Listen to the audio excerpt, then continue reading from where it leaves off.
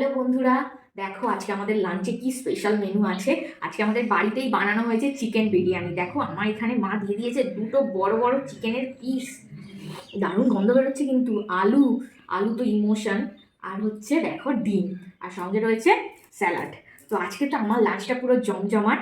তোমরা আজকে লাঞ্চে কি খাচ্ছ কমেন্ট করে জানাও। চলো খাওয়া শুরু করে ফেলি। বিরিয়ানি তখনই ভাল লাগে যখন সবটা একসাথে নিয়ে একটা গালের মধ্যেই খাওয়া হয়। দেখো আমি একটু আলু নিয়ে নিচ্ছি। উফ, গরম তো খুব। আলু, একটু মাংস। চিকেন বিরিয়ানি তো সবার ফেভারিট। তার সাথে নিয়ে নেবো একটু ডিম, আর একটা স্যালাড নিয়ে নিই। চলো খেয়ে ফেলি।